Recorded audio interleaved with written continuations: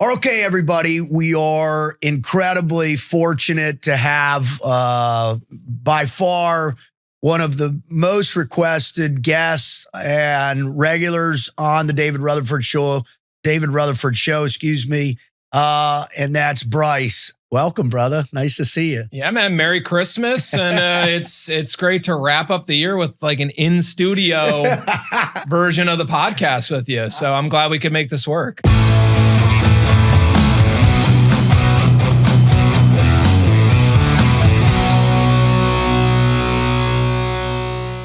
Let's start out first and foremost with, I think, the most obvious, which is Venezuela. Give us your understanding of Venezuela, Venezuelan economy, and then more so, what role Venezuela plays with our economy and the impact it might have on a broader perspective. Yeah, absolutely. So Venezuela, I guess, let's hit the big bullet points. Okay, Venezuela used to be one of the richest countries in the world.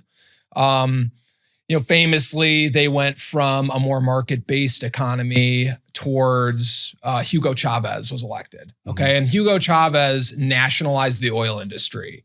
And so this is something that really upset like powerful American organizations, right? And basically put them on they got blackballed by the US government, right? So it's been now, can't remember when Hugo Chavez was exactly elected, but 98, 99. Yeah, so a few decades now of basically being on the outs with the international community, sanctioned by the United States, basically us putting all the geopolitical pressure we can on them to, give up their socialist government, right? And now Hugo Chavez is gone, but Nicolas Maduro took over for him. Everybody's kind of seen him in the news now. He's sort of Hugo Chavez's successor, right? And represents the same type of basically like Venezuelan nationalism mixed with socialism, right? We're going to, they expropriated these assets, but they didn't steal, assets from really rich Venezuelans. They stole assets from wealthy international corporations, right, and nationalized them for Venezuela. So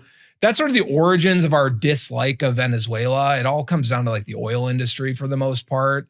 And, I think the United States also doesn't like the fact that there's a socialist government in our backyard. This is sort of a holdover from the Cold War, essentially. And so you've seen tensions ramp up with them. Obviously, we're doing strikes on these drug boats, quote unquote drug boats. Nobody really, there probably are drugs on them, but I think the whole drug sort of angle to this is an excuse to do what we wanted to do anyway, which is put pressure on them and get Maduro to step down and instead put in, essentially like a Western sock puppet sort of leader. Okay. And if anybody's really, I guess, has been paying attention, okay, there's this lady that just got the Nobel Peace Prize that was the opposition quote unquote leader for Venezuela.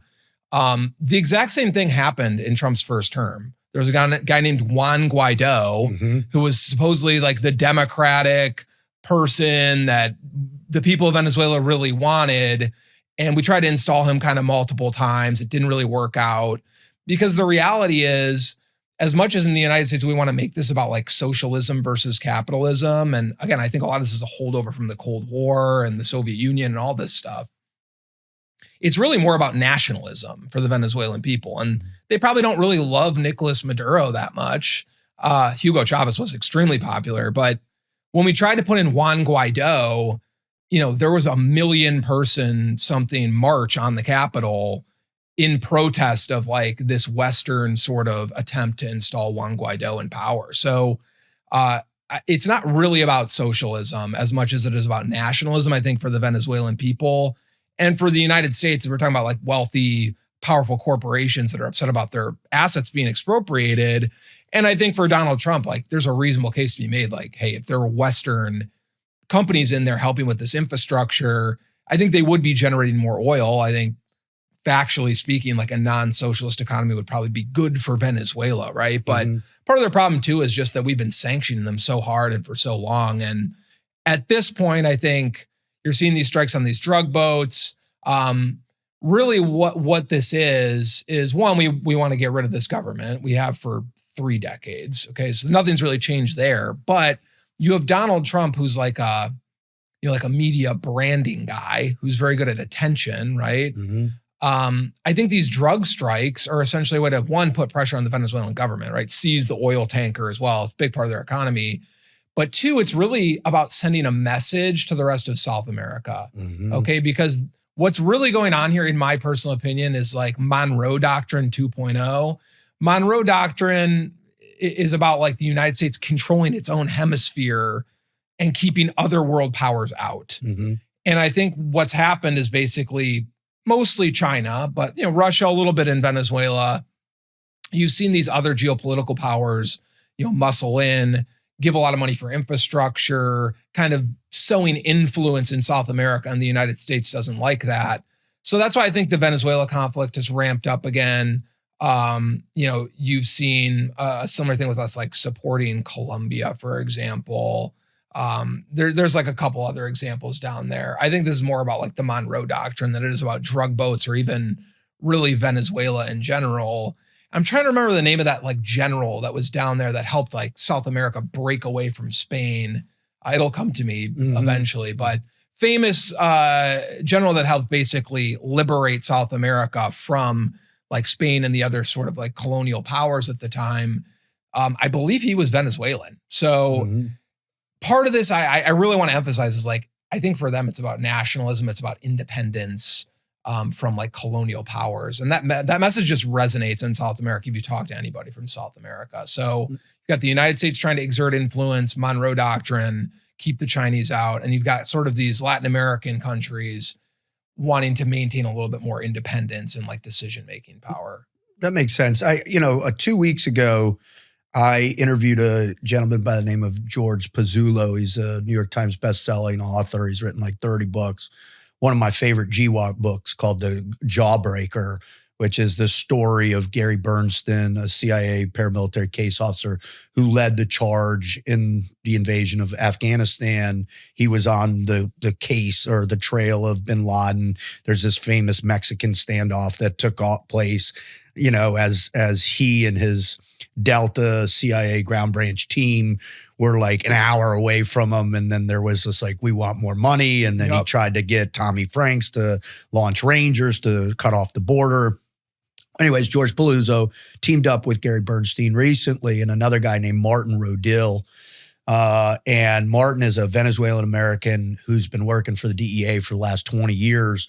And he's been running human sources for the cartel industry and the DEA in all these different regions.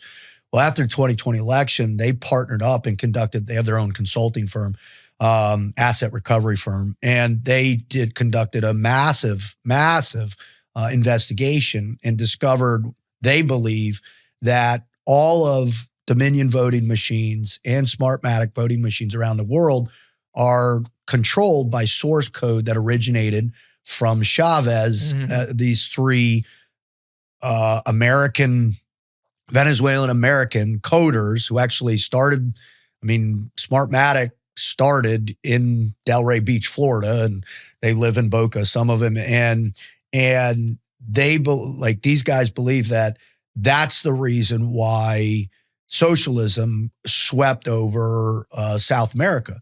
Because if you look at all of the countries over that time since Chavez, really where this went into place was when he was recalled in 2002 or 3 when it was. That's when they implemented the electronic voting machines. And then they believe since that time, over 72 different countries have been flipped with the Dominion or Smartmatic source code. That's internationally. Smartmatic is the international company, and they have ties to Open Society Foundation. Yep. China did a $600 million investment. Russia did like a $20 million investment, and they also believe that they flipped over 10,000 elections in the United States, and they believe that the first one they flipped was in Cook County, Illinois. Oh wow! When they flipped the primary between Obama and Clinton, they put him in. And they have human source testimonial of a guy that was in that during there when Chavez bragged that I'm about ready to get the first Black American president elected.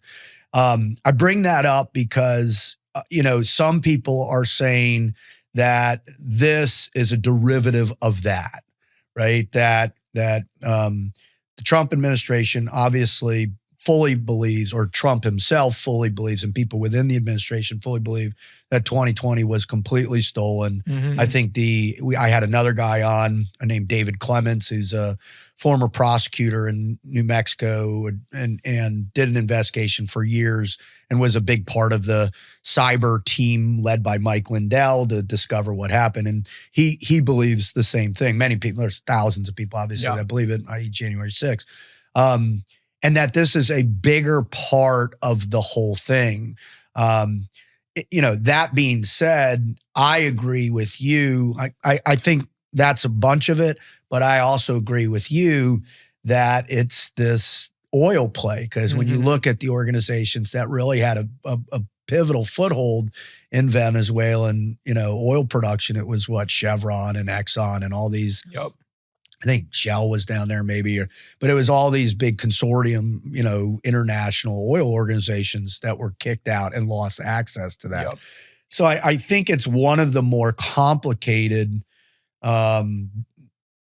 instances of geopolitics, right? Yes. All these different facets. And obviously they do have the largest cartel, the Cartel dos Soles, which is, some people estimate as $2 trillion annually of international sales. They don't manufacture, produce, but they've recruited, the FARC from Colombia to move the materials from Colombia or Bolivia or wherever into assemble and then ship out of.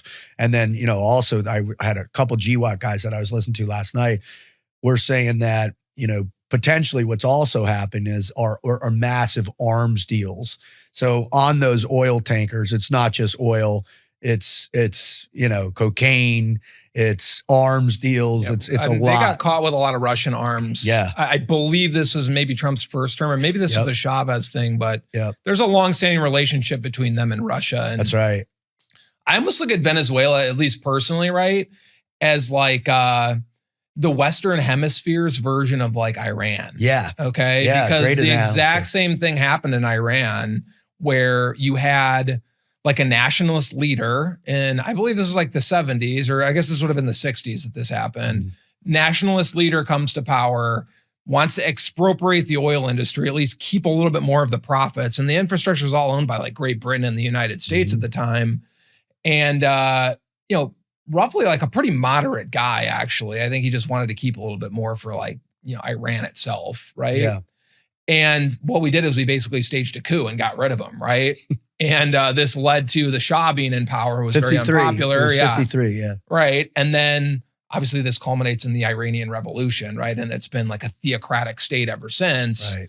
And so I think it's a similar thing in Venezuela, basically, where these Western oil companies look at it the same way Iran is. And by the way, it's the same thing in Cuba with the casinos and the mob, That's right? That's right. So Meyer Lansky. Yeah, you just have these very powerful interest groups that's either, billions of dollars in assets get expropriated and can put a lot of pressure financially and diplomatically on getting the US government to do something about it. So, and the Dominion voting machine, I had heard something about that with like Chavez being involved in all of that. I haven't seen all the evidence for that. Great book. I highly recommend it. It's called Stolen Elections by Ralph Pazzullo. I've heard that he's a part of the whole thing though. Absolutely. But, at the same time, like Donald Trump was involved in regime change in Venezuela in his first term in office before any of this controversy around the 2020 election happened, right? So I do think there's a long-standing sort of conflict with them that comes down to Western assets basically being expropriated. And really, this is about like, hey, if we're going to have this global economy with the United States at the center, like the imperial core, right? Our responsibility is to essentially police the world, right? And maintain multinational corporate interests and their property rights. That's what holds everything kind of together. And so that's why like Venezuela or Iran really sticks in people's craw, I think. Can you give us a little bit of more? How big a role does let's go South America. How big a role does South America play in terms of the U.S. economy, in terms of either exports or imports? There's a big thing about South American beef, right? Right Yeah. now, there's a feud with our cattle farmers and South American farmers. Obviously, there's a tremendous amount of produce that comes, whether it's bananas, avocados, whatever. Also, I think, other types. I mean, obviously, there's NAFTA and all those agreements. How big of a role does South America play for the U.S. economy? In like dollar terms, like percentage of imports, pretty small. Okay. Right. Now they do have like a big share of agricultural produce. Like Peru has recently started importing a lot into the United States. Argentina with the beef you mentioned. Obviously, by the way, we just bailed out Argentina's central bank, right? One of the reasons why. Can you explain that a little bit? Yeah. Because I was like, wait, what? Yeah. So this is a Monroe Doctrine thing, right? So people hear about this, they're like, why are we spending money to bail out Argentina's central bank and the peso down there? These soybean farmers aren't getting taken care of, but we're going to bail out Argentina.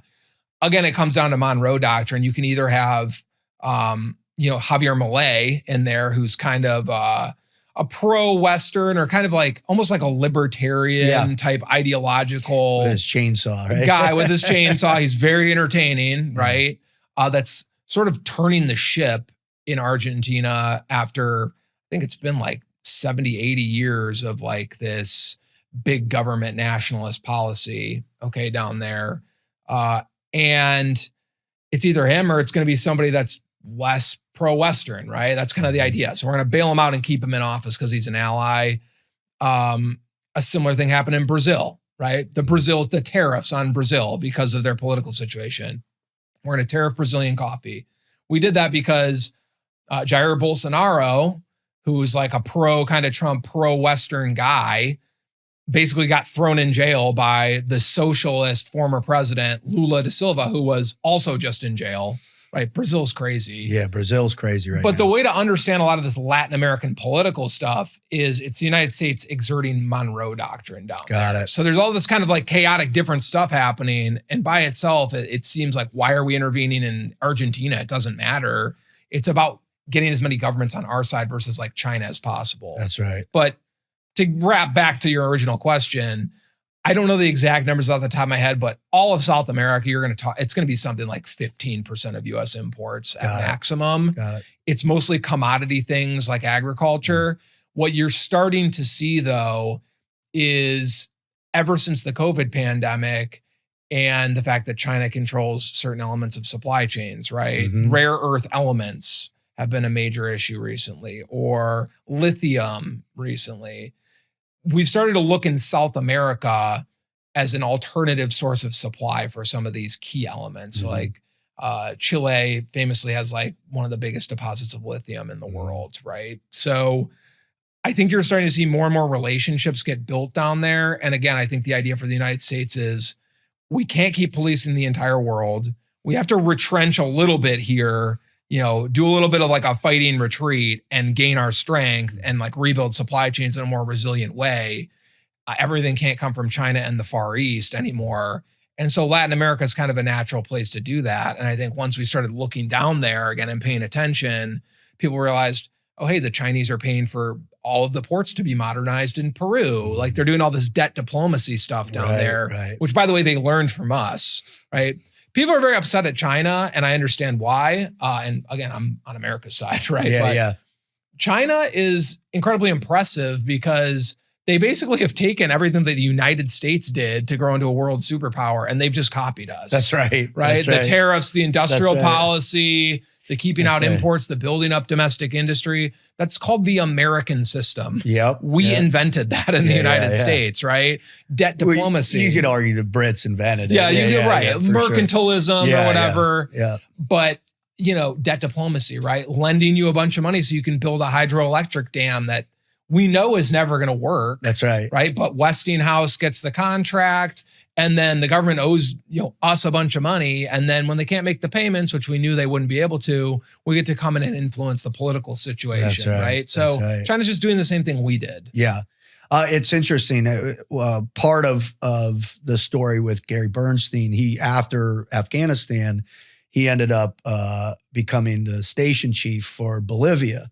And there was a moment after Obama got into office that basically they ramped down all these operations because a lot of these station chiefs, he was suggesting that were like, hey, we've got a problem down here. Socialism is spreading rampantly. We've been so fixated on the Middle East, all of our assets, all of our focus, all of our personnel, all of our collection, everything is focused on the Middle East and the GWAT.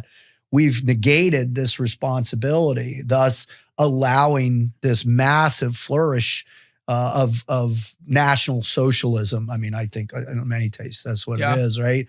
And now you have everybody going, oh, wait, we've got a major problem. There's a lot of other things that are resulting out of not paying attention to it. And it was, I had a buddy of mine that I knew at the agency who was one of the guys on the original China desk when, about, I don't know, a few years ago, the agency was like, hey, we need to start a China desk. Like we have to have a full blown. No, we didn't have that for some reason. Yeah, for some reason. The oldest civilization in world history and the oldest geopolitical power. We blew off a China desk, right? Well, I mean, the CTC, the Counterterrorism Center, took over everything as of like 93. And he was in charge at a large part in terms of South America. And he was flying down, meeting with leaders regularly. And at one point, I remember we were chatting, we were having lunch up in DC, and he was like, you know what, Rut? He's like, there's only one pro-democratic Western supporting country down there, and that's Paraguay. Yeah. And I'm like, that's not true. I'm like, Brazil. And he walked through Brazil and the movement towards Lula, right? We walked through all the other all the other countries. And I was just like, oh my gosh. And I was like, well, what does that mean? And he goes, it means China grabs a strategic foothold in our hemisphere. Exactly. And I think, that is finally now coming to fruition with all of these synergies, whether it's, drug production or distribution, oil, natural minerals, right? Whatever it might be, but it's really about that Monroe Doctrine. I'm glad you summarized that. All right, let's shift from Central South America, and let's move over to the European Union. I think one of the biggest things that I'm seeing that I talked about recently in one of the shows I did is there's this massive insistence that the EU dominates not dominates, but works itself into the peace talks between Ukraine and Russia. Yes. Right. And basically destroyed all of the negotiations that were taking place. And in the same time, you've seen the European Union and NATO led by Mark Rutte really begin to talk about war footing and the escalation of war spending, the escalation of NATO budgets increasing, more money. And then the other thing, and the one I wanted you to talk about in detail, you can talk about all of it, but the thing that really I found fascinating was that they are going to take Russian assets that they're sitting on and up into including the Chelsea football team that was bought by some oligarch, Russian oligarch for $2.5 billion. They're taking that money and they're going to give it right to Zelensky to fund the effort, because I would imagine, I wish, and I kind of want you to lay this out. Is it because the European Union, the economies are all struggling? They don't have those types of defense reserves.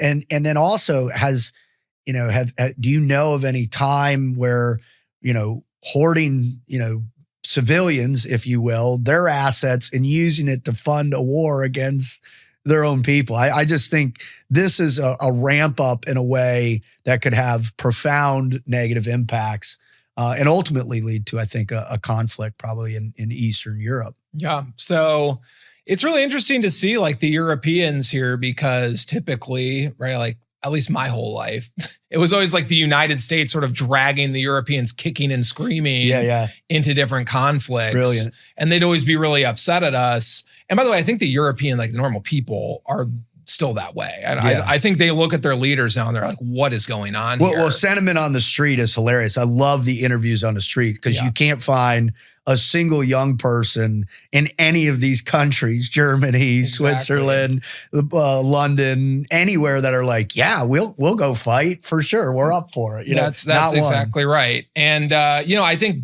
basically like a couple things are going on. All right. One is that Europe isn't really a democracy in any sense of the word. Okay. When the European Union was created, it was the idea of like, hey, let's get us all together in like this monetary union and we'll lower trade barriers and whatever. And over time, what you've seen is all of these different countries with distinct cultures have essentially ceded their sovereignty, okay, to Brussels, which is where the government is actually run out of. And there's, like 6 layers of bureaucracy between like the actual people and the actual like policymakers. And so you voting in Germany or, Portugal or whatever, it doesn't matter, unfortunately. It matters very little. And so I think what you're seeing is like this elite, European elite in Brussels who's completely disconnected from what the people on the ground think, dragging them all into war here. And I think the reason why is maybe it's like a couple things. Okay. One is I think these people that are in Brussels that are like running the European Union are very fearful of Russia. Okay. From a historical perspective. And they see the United States pulling back, basically saying, hey, Europe, you're just as wealthy as the United States as a whole. Why can't you fund your own defense? And nobody really has a good argument against that. Right. Okay. Yeah. And so they're sort of losing it over that. They're very concerned. And I think part of this is just posturing and making themselves look all puffed up. Yeah. It's kind of like what a weak person does. England, when it's 59,000 active duty troops or 189,000, whatever it is, there's been the military in Europe is unfortunately a joke. And by the way, that was on purpose. The whole point of NATO is to keep Europe down and away from Russia, right? And kind of under our thumb. So I think they're sort of scrambling, realizing, oh my God, we're out here by ourselves and we've got nothing. And so part of it's just they're puffing themselves up and, they want to keep Ukraine in as long as possible to keep Russia distracted and draining which is ironic because, yes, war drains commodity, but with 150 million people, right? And they have some type of reserve of another 2 million if they need it. And, what they're gaining is hardened war experience on the modern battlefield. And that's the pivotal thing, right? Obviously, I think one of the funniest things about the whole thing was that throughout this entire conflict, the European Union has been purchasing Russian oil, right? Some ungodly amount of Russian oil. 2 questions. One, did Europe moving into the European Union make it much stronger economically as a global power? And then what is transpiring in terms of the individual countries and their economies right now as a potential result of all this? Yeah. Did it make Europe more powerful on like a global scale? I think in some ways it did because, you can sort of speak from Brussels as like one unit. Okay. But at the same time, they've tied themselves all to this one currency and essentially like it's great for Germany, right? So Germany gets like a lower exchange rate because it's tied to Portugal and Spain, but it's really bad for like Portugal and Spain and Greece, right? And so I think for the Southern European states, this has been probably not a good deal at all, especially by the way, what they did to Greece during like the Greek bankruptcy. Right. At the time, I was sort of like, hey, these Greeks, like they're not paying their bills, whatever else, right? I was very much like, hey, Greece, should have to deal with their own problems. The more I researched into that, Greece had a worse recession than like the Great Depression, and it's still not back to where it was pre-banking crisis. They basically threw Greece to the wolves and like sold off its national assets. And listen, if you can't pay your loan, that's partially your fault, 100%. at the scale of like a country, though, it's partially the banker's fault as well, right? I think it's always the banker's there fault. Should have been massive write-downs. That's right. They should have let Greece off the hook on that, but they essentially threw them to the wolves. And so I think it's been great for Germany. I think the EU has been a big win for Germany, maybe even for France. I think for the rest of the countries, probably not so much. And that's why you've seen, so much, I guess, strife over like the loss of sovereignty to Brussels, right? Mm-hmm. And this has mostly been centered around immigration. Yep. It's the reason why Great Britain left they were only in the trade union. They kept the pound. But, you also see countries like Hungary, for example, Romania, Poland. These are essentially, countries that want to maintain like an ethnic, homogeny, right? And they don't like the loss of sovereignty that they were having to Brussels. And the idea was basically, hey, let's just import a bunch of people in here because nobody's having kids from North Africa to work in the factories. And obviously this has turned out to be kind of a disaster. So I think generally speaking, if you're Germany and you want to sort of exert yourself on the world stage, or France, I think the EU is probably a positive. For the rest of the European states, I think it's much more of a wash and probably leaning more towards the negative. I mean, you don't have a sovereign currency anymore. You've lost all your decision making to Brussels. At the end of the day, like, how much power does Belgium have? The Belgian people, you don't matter. It's like, right. In the United States, we kind of are like the European Union in a way, right? And you have this problem of like people don't feel like they have a lot of sovereignty. Well, I heard a great analysis on it yesterday. I heard someone say, well, the United States is essentially its own empire, right? We have all these different, sects of people, all these different, this mass land area, all these different, resources, capabilities, production. We're essentially our own empire contained here. And that's what the European Union was intending to do. Right. However, they haven't been able to really leverage that collectivization because I think, fundamentally each one of these countries are so radically independent in their sovereignty that there's an automatic conflict of interest going on across each one of them. Yeah, there's so many distinct cultures in Europe, right? I mean, you get on a train and you ride for 2 hours and you're at a different place with a different language, with a different distinct culture that's 500, 1,000 years old. Yeah. And I think one of the reasons why the United States became an empire, right, is we basically, as the country was formed, had like a monoculture of like Protestant, sort of white Anglo-Saxon Christian people coming over here. And then you add in the Irish and they're Catholic, right? You add in like the Italians or whatever. But generally speaking, it was a very homogenous culture. Right. And then we were forged in the fire of the Indian Wars. For like 100 years, we fought the Indians and took this entire continent. And then as soon as that's over, it's like, hey, we beat Spain in the Spanish-American War in like 3 weeks or something, right? And San Juan Hill and all that. But we destroyed their navy in like 2 or 3 weeks. Right. And then after that, it's like we go to World War I. You've got basically an entire army of like cowboys that have spent a generation or 2 generations in like the hardest conditions in the world fighting Indians. It's like we show up in Europe and nobody can even... The devil dog story. The devil dogs. That's right. That's one of my favorite stories from World War I was, when the Marines hit, what was it, Bellawood, right? And just the ferocity with which they just, again, they were fighting a starving. But the Germans are like, what is going on? Who are these guys? The French, the English were like, oh my God. But, it's literally was cowboys showing up. That's like the reality. Yep. And so I think one of the problems that Europe is having right now with all this, like, we have all these different cultures and how do we keep them all together, right? And like a unified thing. And they've never been able to make it work, right? You're now seeing like the United States have this happen in the reverse way, where we just had so much immigration from so many different cultures so quickly without any of it being like digested by the system or any of it being, sort of like assimilated. And we don't really have like a unified, like, I don't know, like cultural identity here anymore, that the United States is now starting to break apart from the inside, right? Like the cracks are forming because now you have all these distinct cultures. Yeah. And so it's hard to keep that all together without like a national identity that's consistent. I agree. Yeah. All right. Let's do kind of this loop down.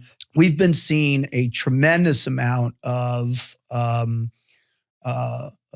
investment, we'll call it. To what degree that's going to emerge or actually translate into jobs and profits for America from the Middle East, right? Yeah. From, Qatar, from all those Middle Eastern countries. They're putting tremendous. I just saw, about a month ago, there was a huge economic symposium down in Miami, and all these Middle Eastern countries were wanting to come in and dedicate. I mean, they're buying up real estate, they're making these huge investments. What's your impression of why they're doing this? And then how is it going to impact the American economy? And then, once we get through that, we'll finish with America's economy. Yeah. So I think it's twofold. Okay. On one hand, you have basically the United States over the past, let's say 20 years or so, going from being a net importer of energy and not producing a lot of oil and natural gas to now being the biggest producer of oil and natural gas in the world because of hydraulic fracturing. Right. So essentially what that did is it broke like the OPEC oil monopoly and made us like a new swing producer in the world. And so I think in the Middle East, these people look at that situation and say, hey, we can't just be dependent on like oil revenue alone for the foreseeable future, right? We need to have more links to like the United States, more links to this, like the imperial core than we have in the past. Mm-hmm. And so they're trying to diversify into entertainment, into technology, into AI, into all kinds of defense, right? Mm-hmm. Get on our side in like the Middle East, more, unify with Israel if you're Saudi Arabia, right? Get them kind of on your side versus Iran. So that's part of it, is just like the oil monopoly kind of got broken and they're scrambling to maintain relevance and sort of diversify their investment portfolio. The other side of it, and this is really more of a broad point, okay, is it's about trade deficits, because when you have a trade deficit, so the United States, I think our trade deficit annually is like $1 trillion. Okay, we buy $1 trillion more from other countries than they buy from us. Mm-hmm. When that happens, like if you read a textbook from like the 1980s or the 1990s about it, it'll say like, hey, trade deficits are good because, we get stuff they worked hard to make and, we just give them dollars that we printed, right? So it's a huge win for us, right? Yep. But that's not true. That's always been kind of a misleading sort of half-truth, okay? Because we don't give them dollars. We give them ownership of national assets. That's what a trade deficit is, right? The dollars go abroad. Right. They don't just sit there. They don't just stand with their $100 bills, right? They take the dollars and they use them to buy assets in the United States, right? Okay. So that could be the S&P 500. That could be farmland next to a military base. That could be members of Congress, right? Or lobbying firms in Washington, D.C. Yep. Or, it could be institutions, universities. Right, institutions, universities. Or that could be single family homes in America. BlackRock is a big player in that space. Yeah. Or it could be, hey, we're going to build a factory in the U.S., right? So when you hear about like foreign direct investment, that's another argument, is like, hey, $1 trillion go abroad, but they just come back as foreign direct investment. Yeah. Again, it's a half truth, because most of what foreign direct investment is, or traditionally has been over the past 30 years, is just, I take my dollars and I buy an asset from you. Yep. So all that happens is like paper changes hands and the asset goes up in value. So the same real estate still exists. It's just worth more. Got it. Now what's starting to happen is the foreign direct investment is actual like physical CapEx, like production capacity happening in the United States. Okay. So I think it's a good thing. I mean, listen, if Saudi Arabia owns a semiconductor factory or like a pharmaceutical facility or something, I have no issue with that at all, honestly, as long as it's domestic. Yes. Because in a bad situation, that gives us a lot of leverage in this country. For sure. And keeps people on our side. If Saudi Arabia owns a pharmaceutical facility in Doha or in Riyadh or whatever, and they just import pharmaceuticals into the United States, that's not as good for us, right? So I think having the plant and equipment domestic is a positive thing. Good. And I think the two prior times. The first show that one of everybody's favorites was obviously the tariff launch back in the day. Everybody's freaking out. And then the second one was just the impact of reindustrialization. And so as we're seeing this, I think a lot of people are like, all right, Trump is really, he's spouting, he's, patting himself on the back, taking his victory lap at the end of the year with how strong the U.S. economy is and how much he's kicked ass and how he's shifted the consensus of the world to want to reinvest in America in a big way. But yet we also still hear, the horror stories of your generation and their inability to buy homes and the whole thing. I mean, it's just a repetitive cycle. And as many, I think, correct pundits have evaluated, this is the reason for a Mamdani getting elected. This is the reason for a Democratic mayor getting elected in Miami Beach for the first time in 39 years. What's your assessment of currently where we're at in the economy? Is Trump's economic plan working? And then what's the truth about, regular folks trying to eke out a living here? Yeah. So listen, I will give Donald Trump credit on reshoring to a certain extent. Okay. I think he did popularize this issue in his first term in office. Then what really made this take off is not Donald Trump, it was COVID. Okay. Because COVID changed the status quo around free trade and globalization in Washington, D.C. Didn't matter who you voted for. You couldn't buy toilet paper and baby formula. So everybody got on board. And I think what's really Trump's biggest legacy, to me at least, is that he's completely shifted the Overton window around globalization. Yeah. Now, if you look at the Democratic Party, they basically agree with him. They've given it up. They've they've completely ceded that issue and they totally agree with him. So I think he deserves a lot of credit on that front. Okay. As of this second term, listen, I'm in support of certain tariffs personally. I think he's been way too ad hoc and chaotic about this whole thing. You can't just slap tariffs on, pull them off. Putting a tariff on Canada because of a TV commercial, that's the reason why they're in the Supreme Court. It's getting challenged, right? So I think tariffs need to be targeted. I think they need to be consistent, and there needs to be a vision behind them, right? And so I think tariffs are going to be around for a long time. I think that this big increase in tariffs that Trump basically did during Liberation Day, most of them are going to remain in place. They're going to bring a lot of revenue into the Treasury going forward consistently. And so I think he shifted the Overton window, and I think there are positives to tariffs, okay? Now, that all being said, I think he's managed this all very poorly, right? As I mentioned, it's been very chaotic. The revenue from tariffs, okay? They have no plan for this revenue. And we're talking about $300 billion a year, right?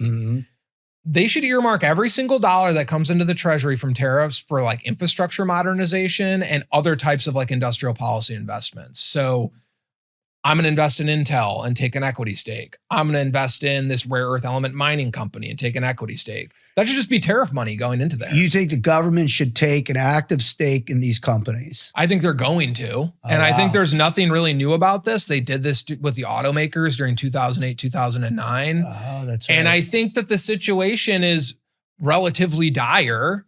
And so listen, if they're going to invest and make money off of these investments, I think that's a fine thing for the taxpayer, and they should just use the tariff revenue for all of this. Why do you say dire? It's dire because there's certain key elements of supply chains we have no control over. Yeah. Rare earth elements are the most recent one. Yeah, I've got some friends that are part of an organization that tries to coordinate agreements within the U.S. government, private companies, mining companies in foreign countries, to put them together to be able to, for the U.S. to exploit those rare earths, to bring some of the 93% that China dominates the world in over back to us for a national security perspective. Yeah. So I think that's a dire situation that needs to be rectified. And I'm generally speaking a libertarian person, okay? But I think the reality is that COVID exposed a huge problem in the United States. And the problem is that 30 years of globalization, especially post-collapse of the Soviet Union, there was basically no justification for unilaterally low tariff barriers. I think we gave away the farm to other countries because it benefited 1% of people in the country, and we sold out the middle class. And, there's this really interesting paradox when it comes to economic freedom. Mhm. Okay. And the paradox is that when you have a lot of economic freedom internationally, it leads to less economic freedom domestically and vice versa, right? So United States starting as a country, lots of economic freedom domestically, internationally, high tariff barriers, keep England out. Like, this is our continent, stay away. We did not have a libertarian economic policy internationally at all. And it led to the most free, prosperous nation in the world because it created a very strong, fast-growing like middle class.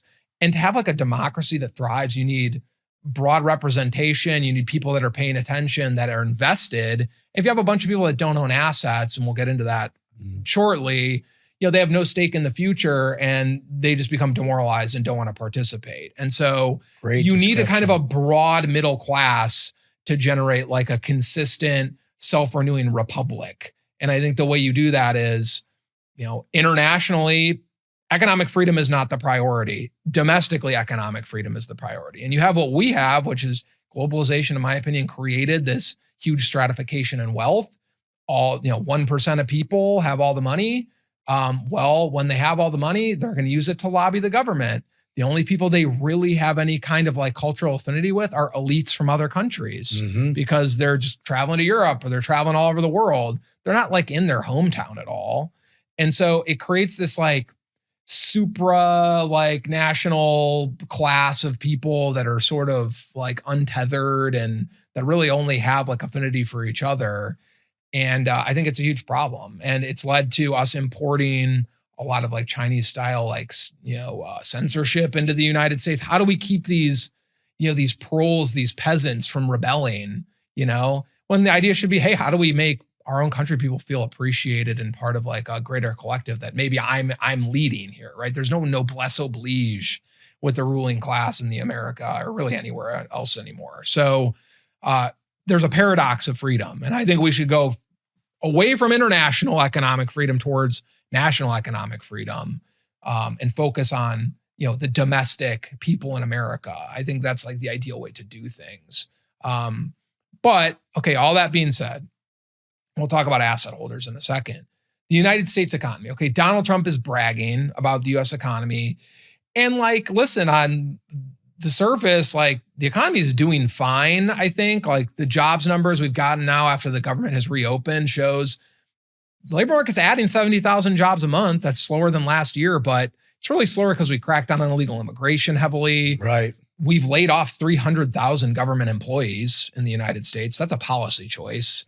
So it decreases jobs, right, or job growth on net, but it's a policy choice. And that's what Donald Trump got elected on. And I personally agree with it. Yep. I think the federal government was bloated. And then you've got like AI is having a marginal effect, I think, as well, right? So, hey, job market slowed down, but consumer spending remains strong. And at the same time, you have this massive CapEx boom, right? All the investment in plant and equipment happening in the United States, which I do think Donald Trump deserves some credit for. And so the combination of those two things means GDP is growing either way, okay? I think the most interesting question here, and one that you've alluded to, is why is consumer spending remain so strong? Because the labor market, as I mentioned, is slowing down. I think there's basically no argument against that. I think the economy is going to continue to grow probably next year. I'll tell you maybe a reason why that could change, but consumer spending is going to hold up. And the reason why is, and this gets to the asset owner problem we have in the United States. My whole career, I was always told to watch people 30 to 54 years old. Okay. Because they're the biggest producer and consumer demographic. Right. They're working, they're starting families, they're buying houses, they're buying cars, they're buying appliances, right? They're the engine of the US economy because they produce a lot, but they also consume a lot. And, they have kids and they spur the economy forward, right? What's happened recently in the United States, and I guess it started really 10 years ago, but as of 2022, 30 to 54-year-olds are not the biggest consumer demographic in the United States anymore. Today, the biggest consumer demographic in the United States is people 65 years or older. It's retired people. Wow. Okay. And that's never happened before in the United States. And I don't think ever before in world history, right? It's like you retire, you kind of step back a little bit. You're on a fixed income, or you have to, your savings that you have to deal with. So you have to be a little bit more prudent, right? Today, the baby boomers have, massively benefited from the asset boom that's happened during globalization. Houses have gone way up in value, tax advantage savings accounts, brokerage accounts, all these different things. They're in charge of the government. Right. Okay. And so they have a lot of money to spend. How many total assets or their net worth does the boomers 65 and over attribute for the economy, for the markets?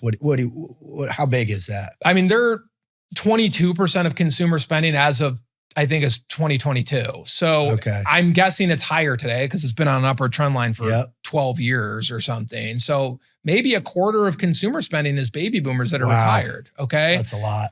In 2012, so it's not that long ago, right? Yeah. They're the lowest consumer demographic. And before that, they were always the lowest consumer demographic in the United States. So is that a numbers thing because there's just more boomers? There's more of them. Gen X is smaller. Millennials are kind of small, and then it blows up with Gen Z, right? It's that, but it's also, the fact that the United States economic policy has been to benefit asset owners. Got it. Since the collapse of the Soviet Union. Again, I think before that, you can have this globalization argument that like it's a geopolitical thing. We need to do it. Yep. That it just went away after the Soviet Union collapsed. And so after that, it was just a cash grab by asset owners, in my opinion, that was bad for the country on net. Okay, and the beneficiaries of that are asset owners.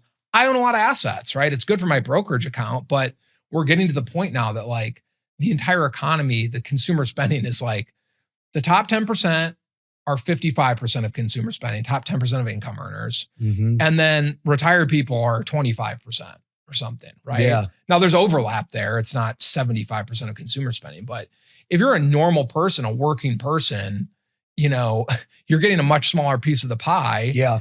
And so, people are upset because they can't afford to buy houses or like live a middle class normal life because all those assets have gotten very expensive. There's like a saying that globalization made all the stuff that we want cheap and all the stuff that we need expensive. Right. Right. You can buy all the cheap junk on Amazon that you want, but a house is going to be completely unaffordable. Right. And again, that's the trade deficit. Dollars go abroad. Instead of getting paid to a domestic employee, they get paid to a Chinese manufacturing firm. As the line worker in the factory getting $1 in his paycheck? No.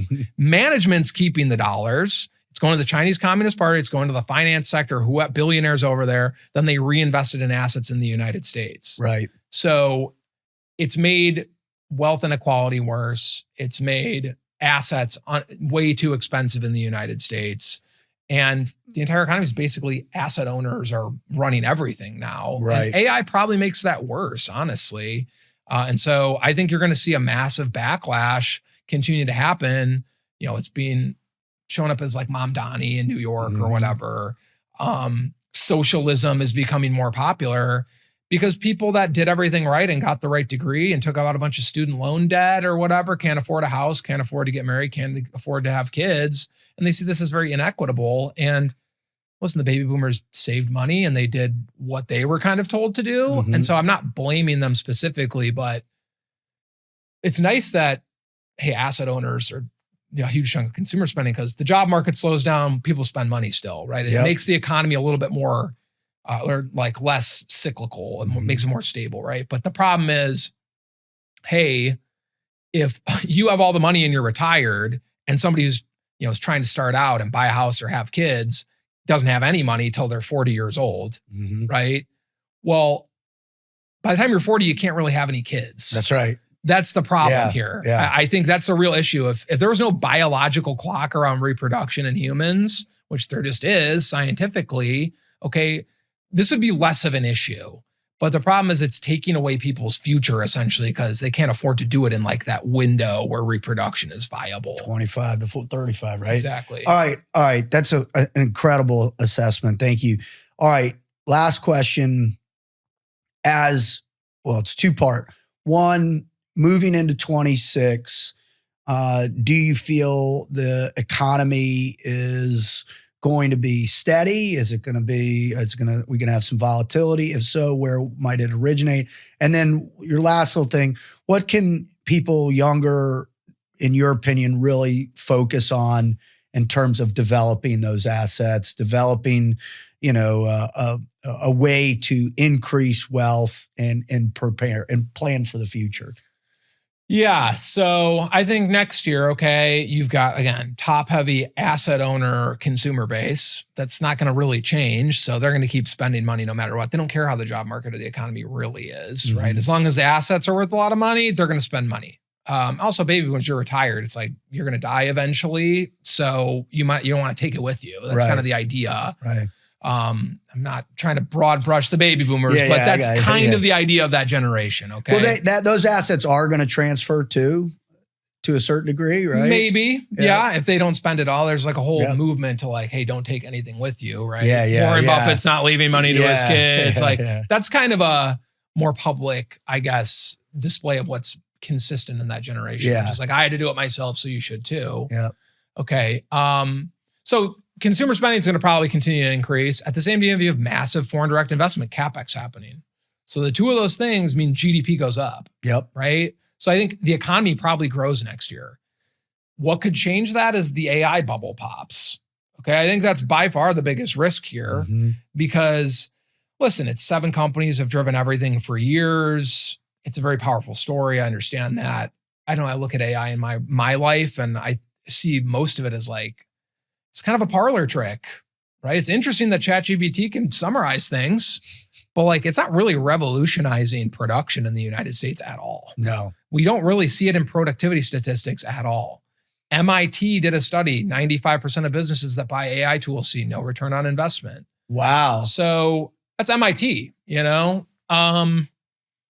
So maybe that changes, right? But I think a lot of this is just theoretical right now. And I think Silicon Valley loves AI because the one area that it's automated very effectively is computer programming. That's right. It's programming. Yeah. Right? It's coding. So does that really translate into other sectors of the economy very well?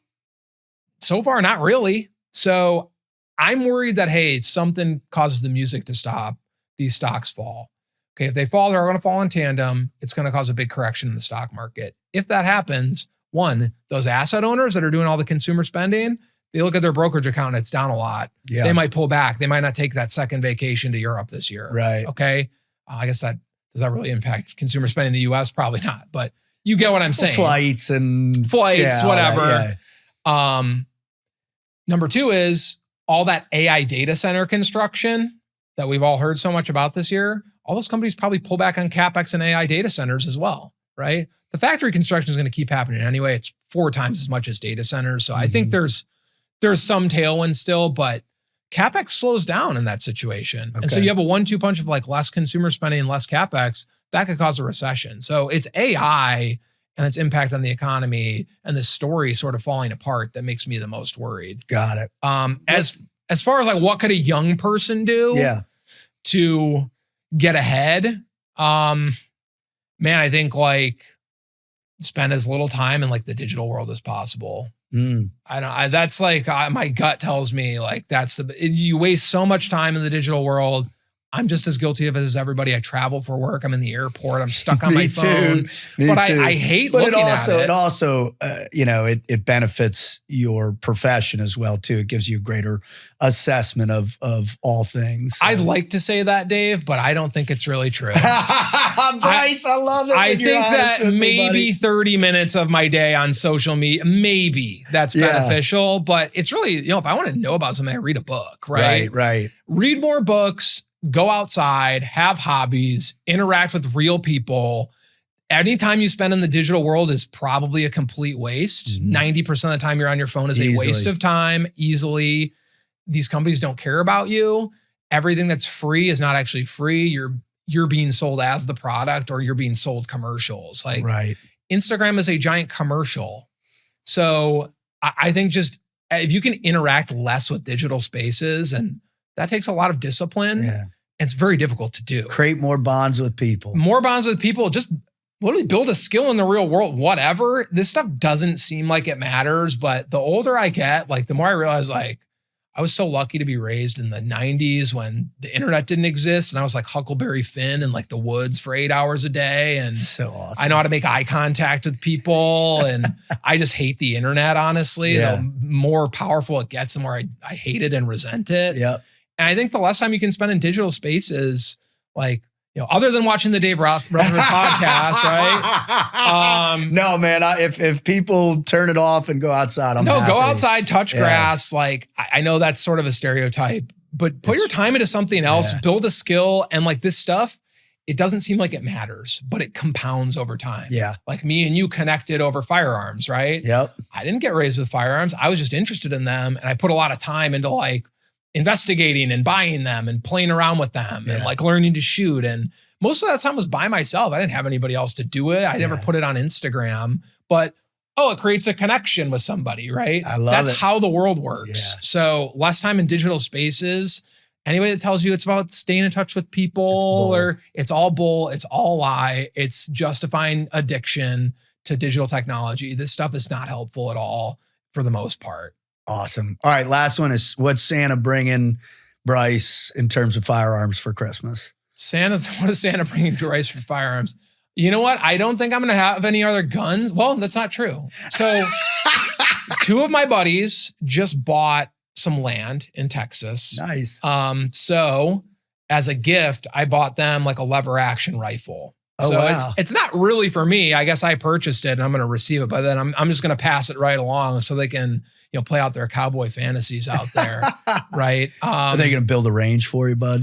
I might have to do that myself, but that's like the big firearm news is I think there's sort of like a new retro thing happening in the firearms industry, right? You're seeing revolvers make a huge comeback. Yep. You're seeing like lever action rifles have been blowing up for a while. Yeah. And a lot of it's like Gen Z. It's like younger people. It's like the return to tradition thing with Gen Z. My generation was Call of Duty. It's like, I want every gun in Call of Duty that I played growing up. Them, it's like, I want to collect old Smith & Wesson revolvers and stuff Colts. like that. Old Colts. Yeah. Blued steel. Yes. Right. So I think that's going to be a huge trend going forward. All these used old guns are going to go up in value and they're pretty fun to shoot, right? Even though they're obsolete. Awesome. Bryce Gill. Man, God bless you. Merry Christmas. And thank you so, so much for being such a awesome part of the David Rutherford Show, bro. Yeah, man. Merry Christmas. Happy New Year. Happy New Year. Yep. Awesome.